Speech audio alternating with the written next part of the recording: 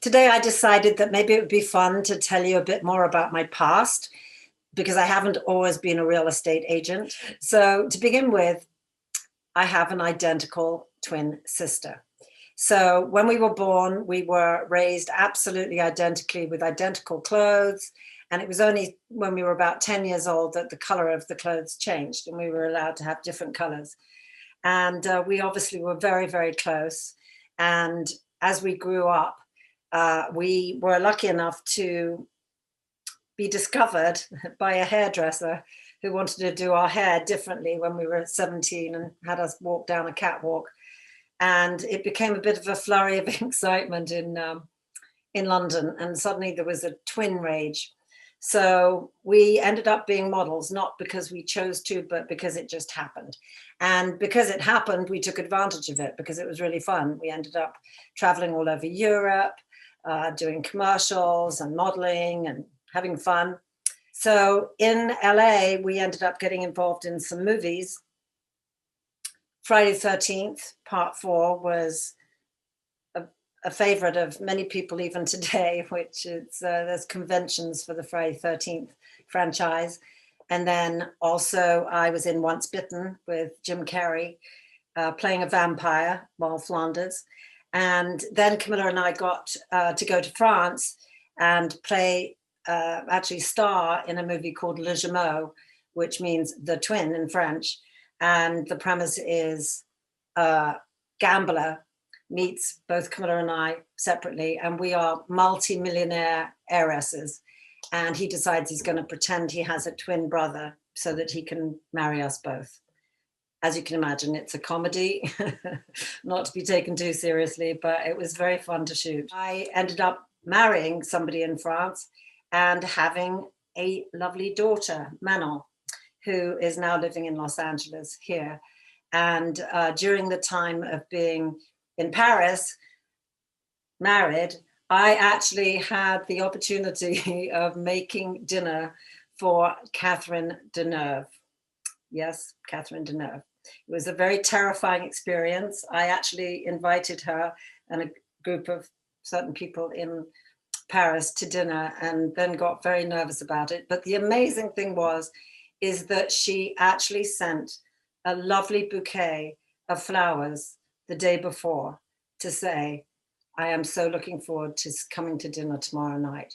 It was such a great touch. It was really, really made the day for me. So I wasn't so nervous in the evening. I've forgotten to mention that my big passion is photography. So during that period that I was in France, I also published 7 books that were written with my father. He did the writing and I did the photography. And we had a great time doing them. Basically, it spanned between Provence, Tuscany, actually the Hollywood Hills as well, and a couple of cookbooks, Taste of Provence and Taste of Burgundy.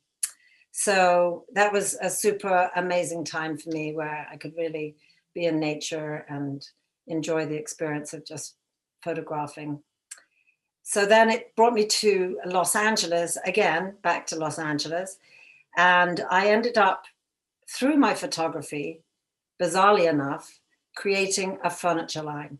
Now, the furniture line started with little frames that I framed my photographs, and then it became mirrors, and then the mirrors became furniture, and then the furniture became a children's line. And my dear friend Rachel Ashwell asked me to design some mirrors and various pieces of furniture for Shabby Chic. So that was a fabulous period of about 8 years where I was living in Santa Barbara doing furniture. So the love of interior design and furniture really started to come into its own at that point. And I ended up creating another company in France. I started in France, which was Hidden Chic Villas. So this was while I was researching houses and interiors and actually photographing houses, I realized there were a lot of houses that were sitting around just, not being used that much. And so I asked the owners, would they be interested in renting their houses out? And this was before Airbnb and beginning of VRBO. So I have lots of luxury homes of people who are really, a lot of them very good friends who have entrusted me with their home. And I still have that today. But while I was doing that, it kind of occurred to me that I should really get into real estate and be able to also find homes for the people who actually might want to buy while they were, say, on vacation or wherever they were, because I found a lot of people were, oh, we're sort of thinking about buying.